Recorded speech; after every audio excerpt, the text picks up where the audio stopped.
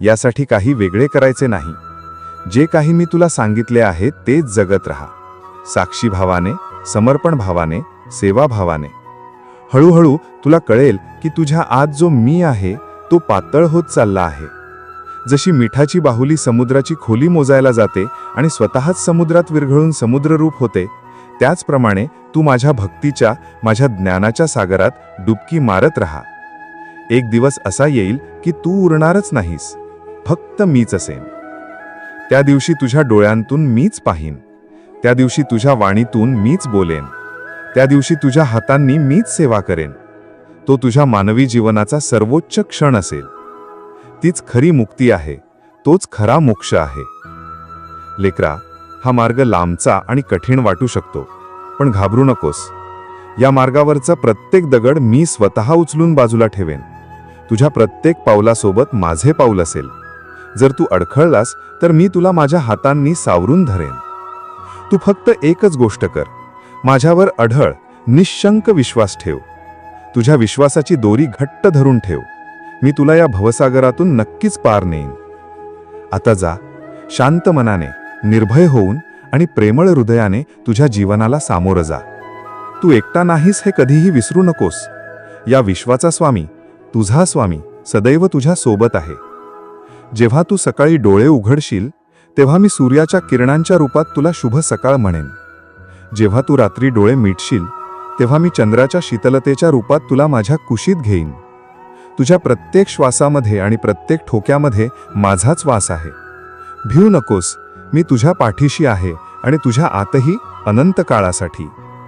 आणि कधीही कोणत्याही क्षणी एकटे वाटल्यास फक्त एकच गोष्ट लक्षात ठेव, मी तुझ्या पाठीशी नाही, मी तुझ्या आत आहे, तुझ्यासोबत कायमचा. बाळा, माझे हे शब्द ऐकून तुझ्या हृदयाला क्षणभर दिलासा मिळाला असेल, पण मी तुझ्या आत आहे. मी तुला पाहतोय. मी पाहतोय की त्या दिलाशाच्या खाली अजूनही एक सूक्ष्म वेदना आहे. एक असा प्रश्न आहे जो तू मला विचारायलाही घाबरतोस. एक अशी जखम आहे जी तू स्वतःपासूनही लपवून ठेवली आहेस. आज मी तुझ्या त्या लपवलेल्या जखमेवर फुंकर घालण्यासाठी आलो आहे. आज मी तुझ्या न विचारलेल्या प्रश्नांची उत्तरं देण्यासाठी आलो आहे. आजचा हा संवाद केवळ ज्ञान देणारा नसेल. आज मी माझ्या प्रेमाच्या आणि करुणेच्या सागरात तुला पूर्णपणे बुडवून टाकणार आहे. आज तू आणि मी यातील अंतर कायमचे मिटवून टाकूया. तयार आहेस ना माझ्या लेकरा? मग ऐक बाळा, तुझ्या आयुष्यात एक अशी घटना घडली आहे, एक असा घाव बसला आहे जो तू कधीच विसरू शकत नाहीस.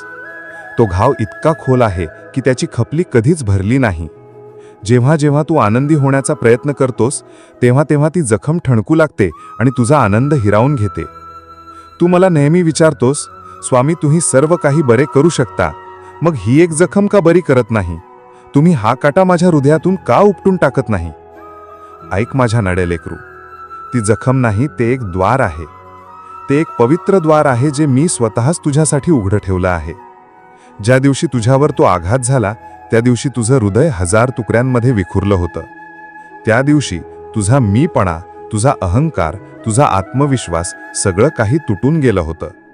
आणि बाळा, ज्या ठिकाणी तू सर्वात जास्त तुटला होतास त्याच ठिकाणाहून मी तुझ्या आत प्रवेश केला आहे. तुझी ती जखम म्हणजे माझ्यासाठी तुझ्या हृदयात येण्याचा मार्ग आहे. जर तुझे हृदय दगडासारखं अभेद्य असते तर माझी करुणा आज शिरलीच नसती. तू तुटलास म्हणूनच मी तुझ्या आत सामावू शकलो.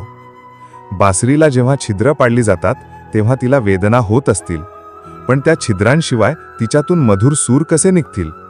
बाळा, तुझ्या आयुष्यातील दुःखांनी, वेदनांनी जे तुझ्यावर छिद्र पाडली आहेत तीच तुझी शक्ती आहे. कारण त्याच छिद्रांमधून आता माझे दैवी संगीत बाहेर पडणार आहे. जग तुझ्या वेदनेची कहाणी ऐकणार नाही, जग तुझ्या आयुष्यातून बाहेर पडणाऱ्या माझ्या प्रेमाचे सूर ऐकेल. म्हणून पुढच्या वेळी जेव्हा ती जखम ठणकेल तेव्हा दुःखी होऊ नकोस. तिच्यावर हात ठेव आणि हळूच म्हण, स्वामी, हे तुमचे द्वार आहे, तुम्ही इथे आहात याचीही जाणीव आहे. बघ, त्याच क्षणी ती वेदना न राहता एका दैवी स्पर्शासारखी जाणवेल. ती तुझी कमजोरी नाही बाळा, ती तुझी आणि माझी भेटण्याची गुप्त जागा आहे. ती तुझी पवित्र जखम आहे. तू रोज माझ्यासमोर बसतोस, हात जोडतोस, तू मला तुझ्या अडचणी सांगतोस, तुझ्या गरजांची एक लांबलचक यादी माझ्यापुढे ठेवतोस. स्वामी, मला हे द्या, माझे ते